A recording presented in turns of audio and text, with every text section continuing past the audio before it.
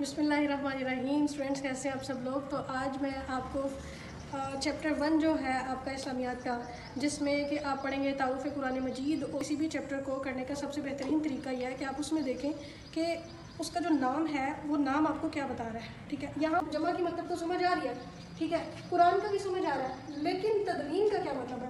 تو وہ یہاں میں نے اہم کیا ہوا تھا کہ تدوین کا مطلب ہے قرآن کی ترتیب کس بیس پہ لگائی گئی تھی، ٹھیک ہے اسٹوڈنٹس؟ اس کے بعد آپ انٹروڈکشن کے اندر ہی اس کے چھوٹے چھوٹے پوائنٹس کلیئر کرتے جائیں، اور جب اس کے پوائنٹس کلیئر ہوتے جائیں گے تو at the end of the lecture آپ اس قابل ہو جائیں گے کہ بک میں آنے والے جتنی سوالات ہیں آپ ان کو آسانی سے سارٹ آؤٹ کر سکیں۔ اچھا، سب سے پہلے تھا آپ کے قرآن کا ایک معنی یہ ہے کہ بار بار کوئی پڑھے جانے والی کتاب، ٹھیک ہے؟ اب یہ آپ سب کو پتہ ہے کہ قرآن ہمارے آخری نبی حضرت محمد مصطفیٰ صلی اللہ علیہ وسلم پر اتری ہے، اور کیونکہ وہ آخری نبی ہیں تو اس کانٹیکسٹ میں یہ کتاب بھی ہمارے پاس آخری کتاب ہے، ٹھیک ہے؟ اس کے بعد آپ کے پاس اگلی ہیڈنگ جو اس میں آتی ہے وہ آتی ہے محفوظ ترین کتاب۔ قرآن میں ایک لفظ اس کے لیے آیا مہیمن، ٹھیک ہے؟ اب مہیمن کا مطلب ہے محفوظ ترین۔ کیوں محفوظ کیا اسے؟ کہ اب اس کے بعد کوئی نبی نہیں آئے گا، اور جب نبی نہیں آئے گا تو آٹومیٹیکلی کتاب بھی نہیں آئے گی۔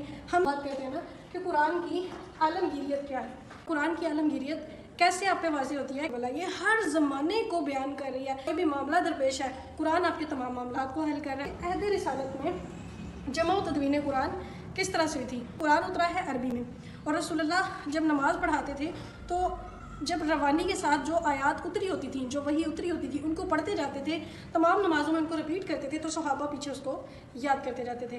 اب جمع کس طرح اس کو کیا جا رہا تھا؟ اونٹ کے شانے کی ہڈی، کیونکہ وہ کافی بڑی ہوتی ہے، اونٹ کے شانے کی ہڈی، پھر جی اس میں تھا اس کے علاوہ پتھر کی سلے، یا پھر چمڑے کے جو تھے ٹکڑے، ان پہ قرآن کو لکھ کے عہد رسالت میں محفوظ کیا جا رہا تھا۔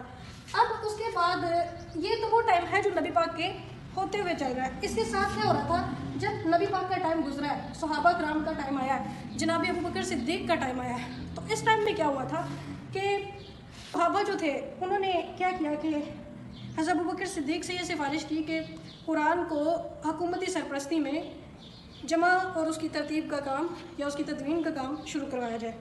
یہ معاملہ درپیش کیوں آیا؟ یہ معاملہ اس لیے پیش آیا جب جنگ یمامہ ہوئی تھی، اس جنگ میں کافی سارے صحابہ کرام شہید ہو گئے تھے، اور ان میں سے 700 صحابہ کرام وہ تھے جو حافظ قرآن تھے، جس کے نتیجے میں کیا ہوا کہ یہ ایک بڑا خطرہ غالب آنے لگا کہ ایسا نہ ہو کہ جہاد تو چلتا ہی رہے گا کہ آئندہ بھی جنگوں میں صحابہ کرام اگر اسی طرح شہید ہوتے رہیں گے تو یہ ایک بڑا پرابلم کریٹ ہو جائے گا۔ صحابہ کرام نے حضرت ابوبکر صدیق کو مشورہ دیا کہ حضرت زید بن ثابت جو دور رسالت میں وحی کی کتابت کا کام کرتے تھے، صحابہ نے کہا کہ حضرت زید بن ثابت کو نامزد کیا جائے ان کو اس کام کے لیے کہ پہلے وہ وحی کی کتابت کرتے ہیں، اب قرآن کی کتابت کا کام ان کے سپرد کیا جائے۔ حضرت ابوبکر صدیق نے کیا کیا؟ حضرت زید بن ثابت مقرر کیا تاکہ وہ قرآن کی ترتیب کو مد نظر رکھتے ہوئے اس کو جمع کریں۔ پھر حضرت زید بن ثابت نے جب یہ کارنامہ انجام دیا تو حضرت ابوبکر صدیق نے اس نسخہ کو اپنے پاس محفوظ کر لیا۔ اب اس کے بعد کیا ہوا؟ حضرت ابوبکر صدیق کی وفات ہوتی ہے، پھر کیا ہوتا ہے جی؟ حضرت عمر فاروق کے پاس وہ نسخہ آ گیا، اور پھر جب حضرت عمر فاروق کی شہادت ہوتی ہے تو ان کی بیٹی پلس ام المومنین حضرت حفصہ کے پاس قرآن کا وہ نسخہ چلا گیا۔ حضرت عثمان کا پھر دور خلافت آیا، اس میں کافی سارے اختلاف ہو گئے، قرآن میں بھی اختلاف ہو گیا کہ مختلف کافی سارے لہجے جو تھے ان پہ بات کی جانے لگی کہ قرآن کس لہجے میں ہونا چاہیے، اس میں ہونا چاہیے۔